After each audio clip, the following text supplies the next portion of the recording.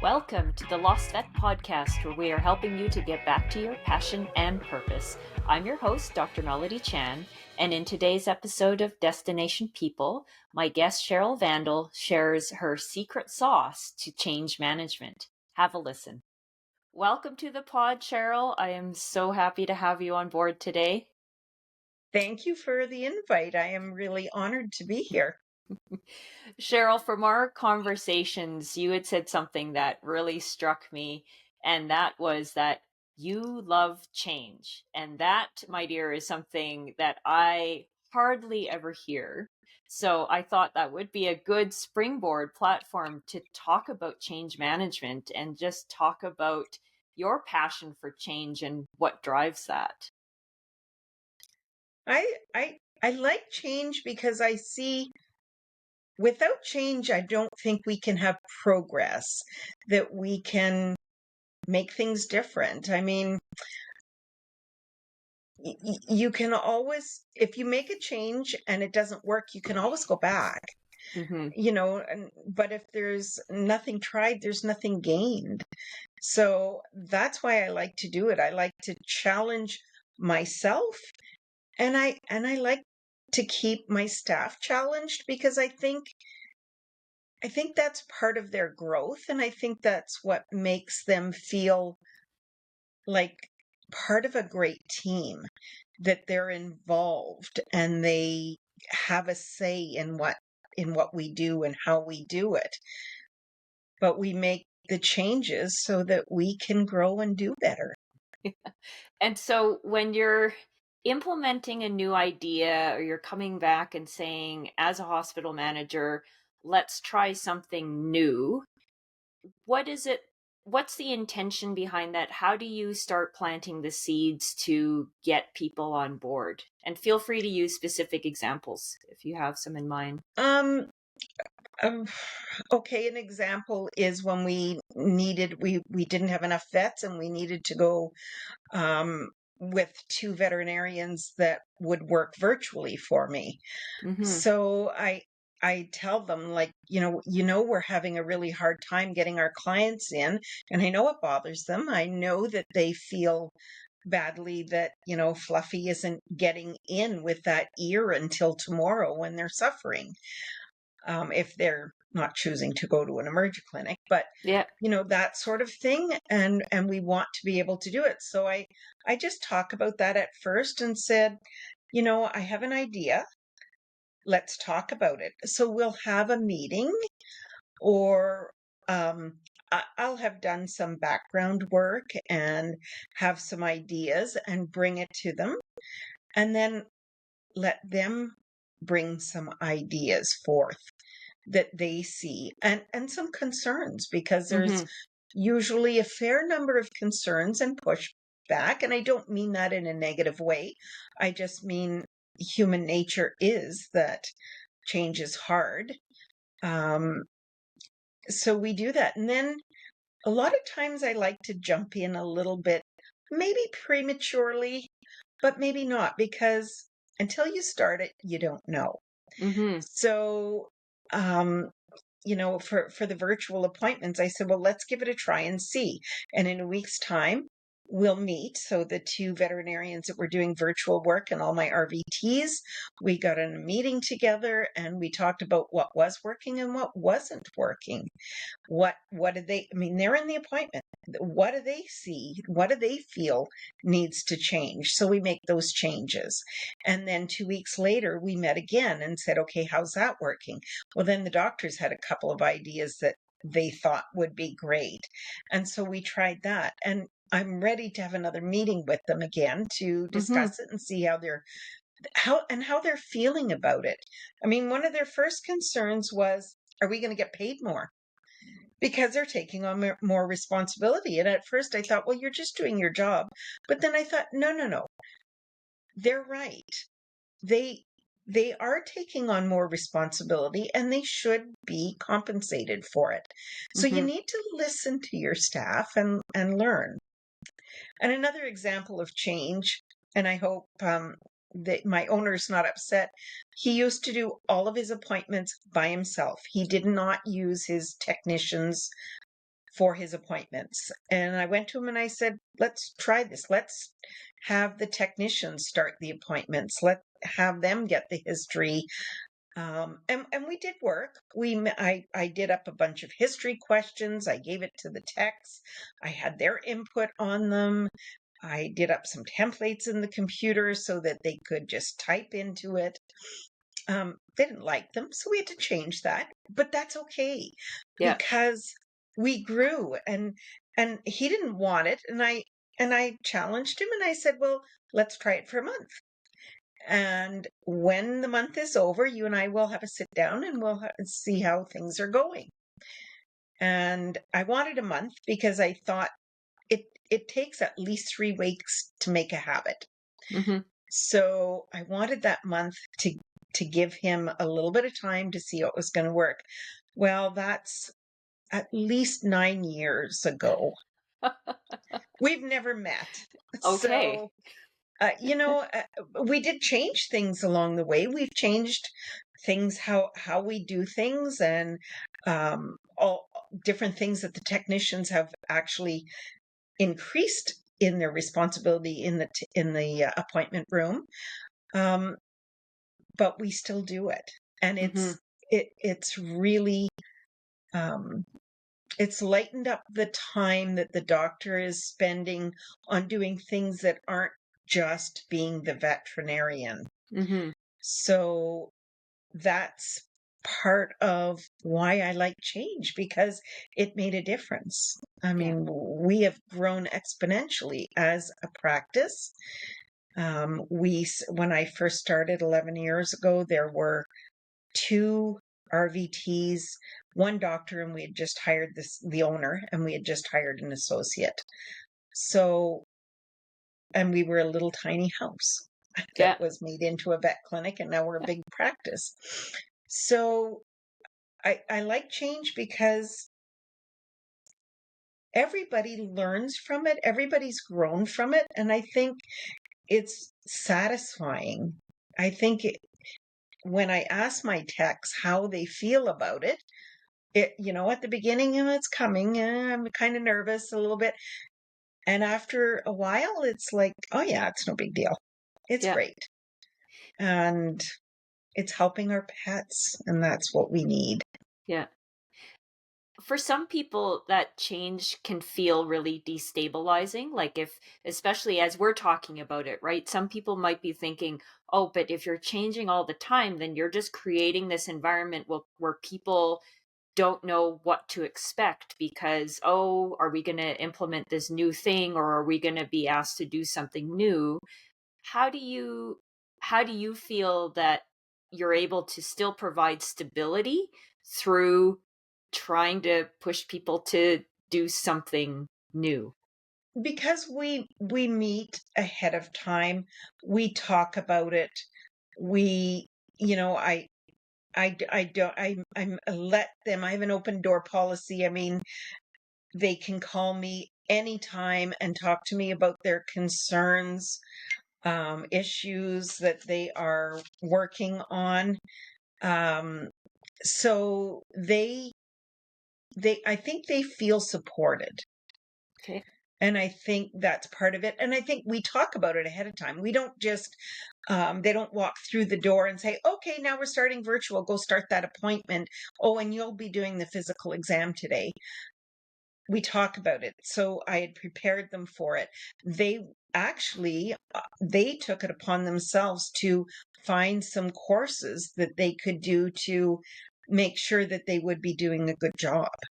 Yeah. And they came to me and said, can we do this? And it's like, absolutely, 100%, go for Hmm. it, and share it with everybody. Like, so I think and if you remain positive, it's like if you're grumpy and negative about things, everyone around you is going to be grumpy and negative about things. But if you're positive about it and you try and bring people's spirits up and and build up their self-esteem, help them see the potential that you see in them. Hmm. And then I think it's an easier thing. And I don't think when I say I like change, I'm not going into the clinic once a month and saying, oh, what can we change to make things better? Because that's too much. I think it has to be gradual. I think it has to be planned. And I think you have to be able to listen to feedback. And if it doesn't work, you have to say, what did we learn from that? What won't we do next time? You know, and what could we change to make it better? And I think so, but I think every time right now we have just brought in an element I plus. It's so we can do the NUQ, which is the cancer test that you can do for dogs in clinic. And we've just brought that in. And so I want to have a meeting. We've got it there. We know it's a good thing. So I want to have a meeting, and we're going to talk about how we're going to talk to clients, how we're going to put it out on social media. We've done some, but we're going to get them to do it. Some of it. So we'll do a lot of brainstorming. And over time, we'll have cemented into place how we're going to use this tool, this new tool, to help more animals. And by helping more animals, we're going to be a profitable business, hopefully. And well, definitely, Yeah. because we Yeah. can make it.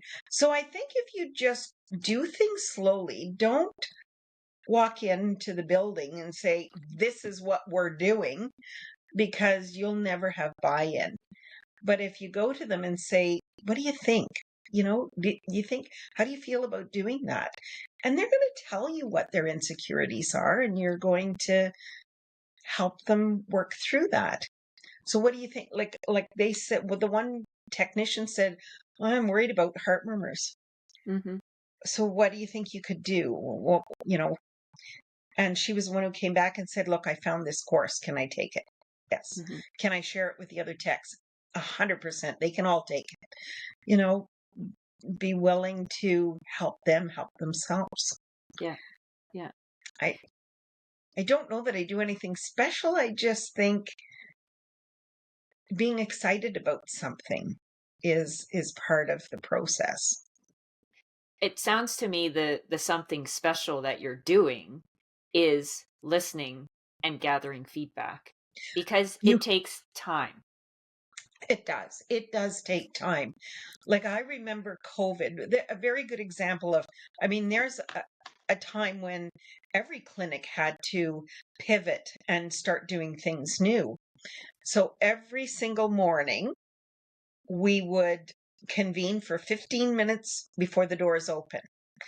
We talked about what did work yesterday, what didn't work yesterday, what can we change today to make it work, or what new things can we do. So we met every single day on how things were working, on how we can make people feel comfortable, on how we can stay safe and still be able to be there for those pets. Somebody needs to look after them, and we're going to do it, but we need to do it properly, and we need to do it well. Yeah. And I'm it was an everyday thing. I'm curious, Cheryl, it sounds like you really foster this environment of these group discussions, of getting feedback, and just Brene Brown would say we're rumbling just so that we can get that feedback, right? And it's a safe Yes. space to rumble. Not everybody though is comfortable in a group setting like that. And so I'm curious, how do you make sure everybody feels like they're heard, or they have a way to share what they're actually feeling? I guess because we've worked together for so long, the majority of them, they know that they can call me if they're having a problem. Okay. So, we have a huddle. We used to have a huddle every morning.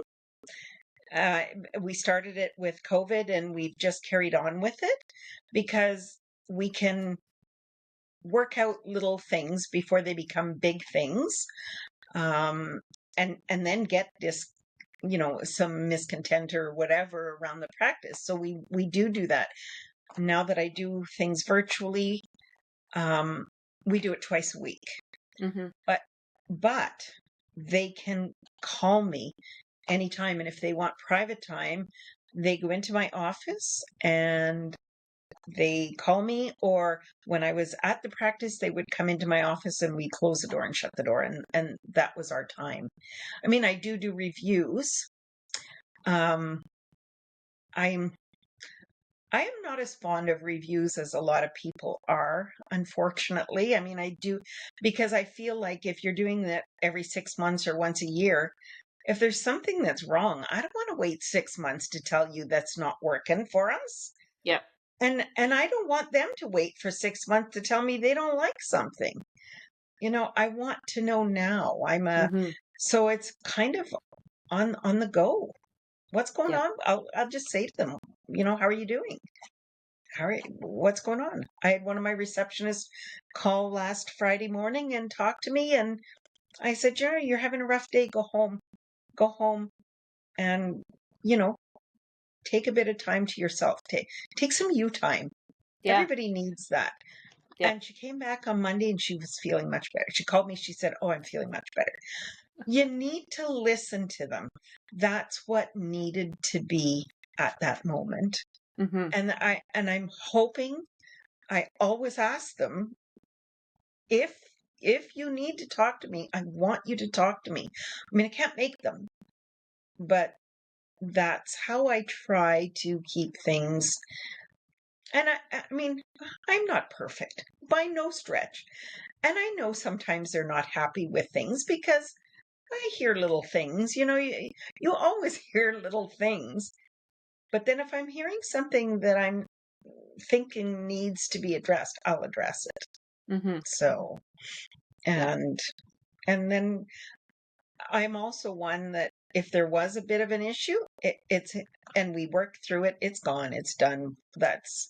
We don't need to, unless it comes up again, we don't need to hash it out 14 million times. And the Yep. past is the past. Let's Yeah. look to the future.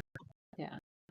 Well, that's a great way to close this out. I think looking to that future, remembering to listen. I think that was a Listen really big thing. and actually listen. One of the big things that I did learn, um, Rob certainly reiterated it, but you don't listen to form an answer. You listen to hear what they have to say. Mm, Because if you're listening and all you're doing is thinking in your head what you're going to answer them, you're not hearing them. excellent. I really appreciate your time, Cheryl. Thank you so much. I really appreciated Cheryl's insights into why she loves change so much. And it's that reminder not to be changing just to change, but what is that intention of changing? And for Cheryl, it really sounds like how can we continue to better improve ourselves, our environment, and what we're doing for that main objective of providing excellent service for our clients. And so, thinking about what little changes can be made to improve the processes every day. And that's what gets her really fired up and why she is really excited about that idea of change. And when we think about how she goes about it, it really is about taking the time to listen and learn. Those were the big key factors in taking that time to listen, to hear what people are saying, not to listen to form an answer. That was a really insightful line that was shared by Rob Marr that she shared with us today. And I think it's thinking about getting that continuous feedback, making sure there's an avenue for people to provide input. Thinking about, I really like this idea of doing these team huddles every day or often enough that it's a regular thing that you know that you can share what's going on in a timely manner. So thinking about what has gone well, what should be changed, what maybe didn't go so well, and having an open forum so that can be discussed. It reminds me of one exercise that I really enjoy doing that makes you sort of stop and think about what things are and where things are, is called start, stop, continue. And so asking yourself and your team, what are some things that we should start doing? what are some things that we should stop doing, and what are some things that we should continue doing. And this allows you to build a robust ladder for feedback and celebrating what are some of those things that we continue to do well that we should keep going with. So that in and of itself is a great exercise to do. Thank you for listening. Until next time.